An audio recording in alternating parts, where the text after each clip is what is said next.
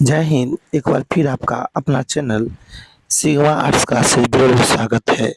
और इस video lecture के माध्यम से हम लोग 12वीं के इतिहास के अध्याय 3 जो खास करके यह जो टॉपिक्स है किसी भी कॉम्पिटिटिव एग्जाम के लिए महत्वपूर्ण टॉपिक्स है, इसके ऑब्जेक्टिव को हम लोग बारी बारी से देखेंगे। तो पहला प्रश्न इस प्रकार है, महाभारत की रचना किसने की थी? वाल्मीकि, मनु, वेद व्यास या याज्ञवल्क्य? इसका राइट आंसर क्या हो जाएगा? इसका राइट आंसर हो जाएगा वेद व्यास। प्रश्न संख्या 2 इस प्रकार है कि महाभारत की रचना किस भाषा में हुई थी? संस्कृत में, पाली में, हिंदी में या फिर प्राकृत में? इसका राइट आंसर क्या हो जाएगा? संस्कृत में। महाभारत का युद्ध कुरुक्षेत्र के मैदान में कितने दिनों तक चला था? 10 दिन, 12 दिन, 20 दिन या फिर 18 दिन? इसका राइट आंसर क्या हो जाएगा? 18 दिन। महाभारत में कुल श्लोकों की संख्या कितनी थी? 1,02,17 श्लोकों की संख्या थी। महाभारत के किस पर्व में वन व्यवस्था का उल्लेख देखने को मिलता है? तो महाभारत के शांति पर्व में वन व्यवस्था का उल्लेख देखने को मिलता है। ऋग्वेद की रचना कब की गई थी? 1000 से ईसा पूर्व से लेकर के 800 ईसा पूर्व में ऋग्वेद की रचना की गई थी, जो वेदों के सबसे वेद के रूप में प्राचीन वेद के रूप में जाना जाता है। भगवत गीता का अंग्रेजी में किसने अनुवाद किया था? चार्ल्स विल्किंस के द्वारा सबसे पहले भगवत गीता का अंग्रेजी में अनुवाद किया गया था। Charles Wilkins is the right answer.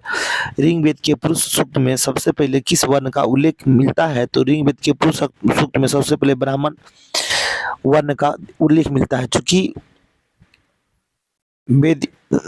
प्राचीन काल में 4 वर्ण व्यवस्था हुआ करते थे। पहला हो गया ब्राह्मण, दूसरा क्षत्रिय, तीसरा वैश्य और चौथा क्या है? शूद्र। तो ब्राह्मण, क्षत्रिय, वैश्य और शूद्र। महाभारत के आदि पर्व के किस अध्याय में भीष्म के द्वारा 8 प्रकार का विवाह का वर्णन किया गया है? तो महाभारत के अध्याय संख्या 102 में 8 प्रकार की विवाह का वर्णन किया गया है। कौरव एवं पांडव दोनों किस वंश से संबंधित थे? सूर्यवंश, चाल वंश, शाक्य वंश या कुरुवंश? कुरुवंश से ही कौरव और पांडव दोनों वंश संबंधित है। कुरुवंश की राजधानी कहाँ थी? हस्तिनापुर थी। कहाँ थी? हस्तिनापुर कुरुवंश की राजधानी थी। निम्न में से किस प्रसिद्ध संत ने गीता की भक्ति टीका मराठी भाषा में लिखी थी? एकनाथ, नामदेव, तुकाराम और मानेश्वर? तो इसका जो राइट आंसर हो जाएगा मानेश्वर।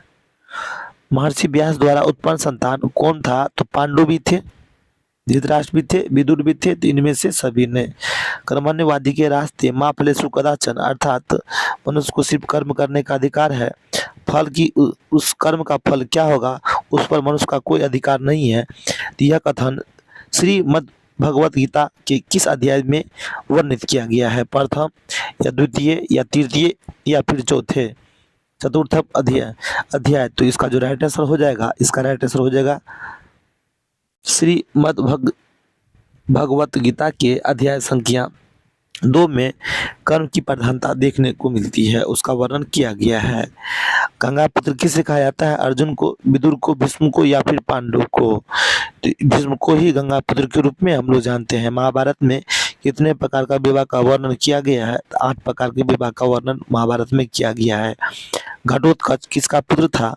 युधिष्ठिर, अर्जुन, दुर्योधन या फिर भीम? तो इसका राइट आंसर क्या हो जाएगा? घटोत्कच भीम का पुत्र था। किसका पुत्र था? भीम का पुत्र था। किस काल में वर्ण व्यवस्था वंशानुगत जाति में परिवर्तित हो गई थी? अर्थात वह इतिहास का कौन सा ऐसा काल था जिसमें वर्ण व्यवस्था को वंश के आधार पर जाति में परिवर्तित कर दिया गया था?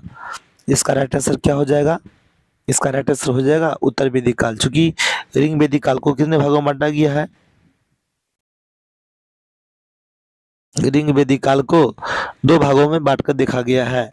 पहला हो गया लेकर के वैदिक काल को 2 भागों में बांट कर देखा गया है। पहला हो गया लेकर के ऋग वैदिक काल, दूसरा क्या हो गया? उत्तर वैदिक काल। तो ऋग वैदिक काल की रचना 1500 से लेकर के 1000 ईस्वी में तक माना जाता है और उत्तर वैदिक काल की रचना 1000 से 600 ईस्वी में बांट कर देखा जाता है, ईसा पूर्व में बांट कर देखा जाता है। और जो है सो ऋग्वेदिक काल में ऋग्वेद की रचना की गई, बाद बाकी उत्तर वेदिक काल में जितने भी वेद बच जाते हैं उसकी रचना उत्तर वेदिक काल में की गई थी। द्रौपदी किसकी पत्नी थी? भीम की, युधिष्ठिर की, अर्जुन की या इनमें सभी की? तो इसका राइट आंसर क्या हो जाएगा? इनमें सभी की। युधिष्ठिर, भीम, अर्जुन, नकुल और सहदेव पांचों पांडव की पत्नी का नाम क्या था? लेकर द्रौपदी। अम्बा अम्बालिका किसकी पत्नी थी? चित्रांगद का, विचित्रवीर का, पांडु का या फिर दुर्योधन का? तो राजा शांतनु और निषाद राज की पुत्री सतवती से जब दोनों के बीच विवाह हुआ तो उसके बाद जो सो कालांतर में बीच इस दोनों से उत्पन्न संतान विचित्रवीर कहलाए। और चूंकि एक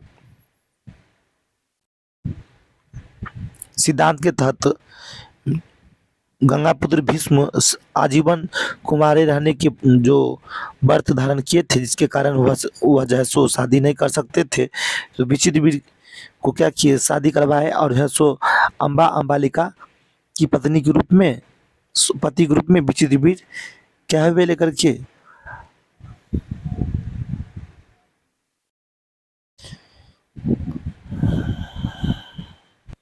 विचित्रवीर उभर कर सामने आए। लेकिन फिर भी कालांतर में कुछ बात क्या होता है, विचित्रवीर की मृत्यु हो जाती है।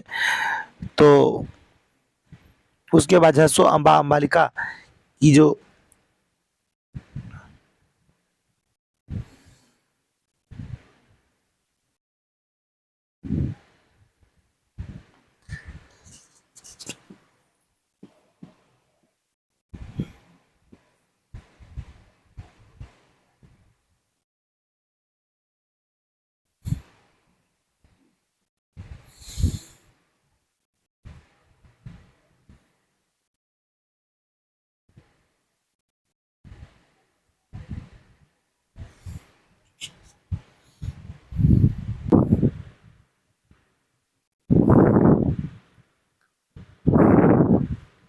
नकुल और सहदेव। भीम ने हिडिंबा के साथ कौन सा विवाह संपन्न किया था? आर्ष विवाह, गंधर्व विवाह, राक्षस विवाह या देव विवाह? तो इसका राइट आंसर क्या हो जाएगा? गंधर्व विवाह। एक दूसरे के गुणों, यह वैसा विवाह होता है जिसमें एक दूसरे के गुणों पर मोहित होकर के विवाह किया जाता है। पांडु की पत्नी का नाम क्या था? अम्बालिका, सतवती, कुंती या इनमें से कोई नहीं? इसका राइट आंसर क्या हो जाएगा? कुंती। मनुस्मृति में कितने प्रकार के विवाह का उल्लेख किया? 4, 6, 8 या 9? इसका राइट आंसर हो जाएगा 8। चंडाल अस्पृश्य माने जाते थे। जब भी वे नगर में आते थे तो उन्हें लकड़ी की आवाज करके आना पड़ता था ताकि लोग उन्हें देखने के दोष से बच सके। यह कथन किसका है? मेगास्थनीज का, कौटिल्य का, वेनसॉन्ग का या फाहियान का? इसका राइट आंसर हो जाएगा फाहियान का। मिलते हैं नेक्स्ट वीडियो अध्याय 4 बौद्ध धर्म और जैन धर्म को लेकर के। तब तक अगर आप हमारे इस चैनल पर नए आए हैं तो चैनल को सब्सक्राइब कर लेंगे ताकि जितने भी वीडियो लेक्चर इस चैनल से संबंधित मेरे द्वारा बनाए जाएंगे तो वह आप तक उसका नोटिफिकेशन पहुंच सके। जय हिंद, जय भारत।